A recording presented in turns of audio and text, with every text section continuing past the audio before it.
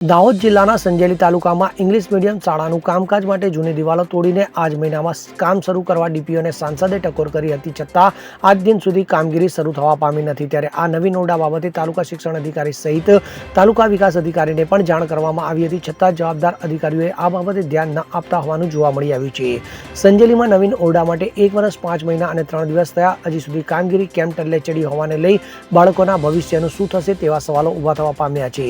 તો વડાપ્રધાન નરેન્દ્ર મોદીના ગુજરાત ગવર્મેન્ટના મોડલની બેન્ચમાં દુનિયાભરમાં ચર્ચા થાય છે, જે ગુજરાત મોડેલ નરેન્દ્ર મોદીને વડાપ્રધાન બનાવી દીધા છે। તો સરકાર બાળકો માટે કરોડો રૂપિયાની ગ્રાન્ટ ખર્ચી રહી છે, છતાં બાળકોના અભ્યાસ અને ભવિષ્ય માટે સરકાર ડિજિટલ અને ઇન્ટરનેટ સિસ્ટમથી અભ્યાસ કરાવવામાં આવે છે, પરંતુ આ દાહોદ જિલ્લાના સંજેલી તાલુકાની સમસ્યાનું સમાધાન કોણ કરશે?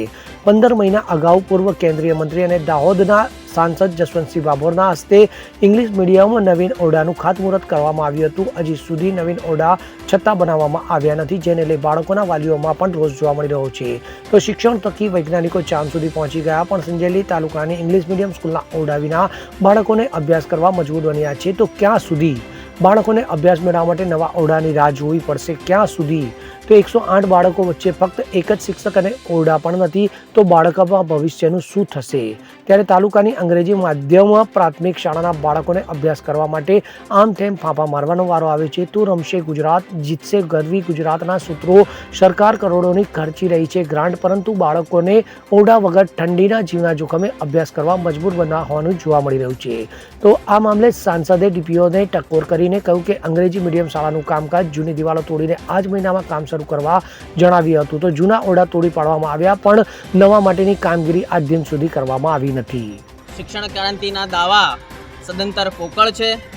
માનનીય શિક્ષણ મંત્રીના વિસ્તારથી ફક્ત 20 કિલોમીટર દૂર અને માનનીય શિક્ષણ મંત્રી કુબેરભાઈ ડિંડોરનો પોતે જેઓ જ્યાં પ્રભારી મંત્રી છે એવા સંજેલી તાલુકાની અંદર અંગ્રેજી માધ્યમની શાળાનું ખાતમુહૂર્ત લગભગ આજથી 15 મહિના પહેલાં કરવામાં આવ્યું હતું, પણ આજ દિન સુધી અહીંયા એક પણ ખાડો ખોદવામાં આવ્યો નથી। જેસે તે પરિસ્થિતિની અંદર સંપૂર્ણપણે એવી જ પરિસ્થિતિની અંદર આજે આ જગ્યા પડેલી છે।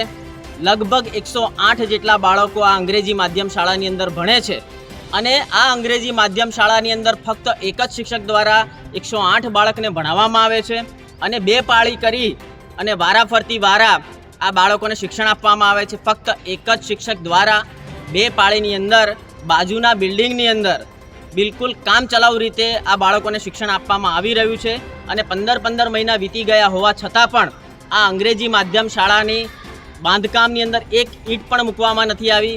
માનનીય શિક્ષણ મંત્રી કુબેરભાઈ ડિંડોર શિક્ષણ ક્રાંતિના ખોટા પોકળ દાવા કરે છે, અને સંજેલી તાલુકાની અંદર આ અંગ્રેજી માધ્યમની શાળા 15 મહિના બાદ બી આજે જેસે તે પરિસ્થિતિની અંદર છે। એટલે અમે માનનીય મુખ્યમંત્રીશ્રીને કહેવા માંગીએ છીએ કે તાત્કાલિક ધોરણે આ જે તે કોન્ટ્રાક્ટર કે જે કોન્ટ્રાક્ટરને આ કામગીરી આપવામાં આવી છે, આ કોન્ટ્રાક્ટરને બ્લેકલિસ્ટ કરવામાં આવે અને તાત્કાલિક ધોરણે નવું રીટેન્ડરિંગ કરી અને નવા કોન્ટ્રાક્ટરને આપી અને આવનારા 2 મહિનાની અંદર આ શાળા ઊભી થાય એવી સંજેલી તાલુકાની જનતાની પણ માંગ છે। અને આજ રોજ કોંગ્રેસ પાર્ટી દ્વારા સંજેલી તાલુકાની આ સ્થળની મુલાકાત લીધી છે, અને અમારી પણ માંગ છે કે તાત્કાલિક ધોરણે આ શાળાનું બાંધકામ થાય, અને સાથે સાથે આ શાળાની અંદર શિક્ષકોની પણ ભરતી કરવામાં આવે। આપનું નામ? જય શંકર। કઈ શાળાની મુલાકાત લીધી? અંગ્રેજી માધ્યમ શાળા સંજેલી। મહેન્દ્ર ચારેલ સાથે CN24 ન્યૂઝ સંજેલી। હવે જુઓ દેશ દુનિયાની તમામ ખબરો તમારી આંગળીના ટેરવે।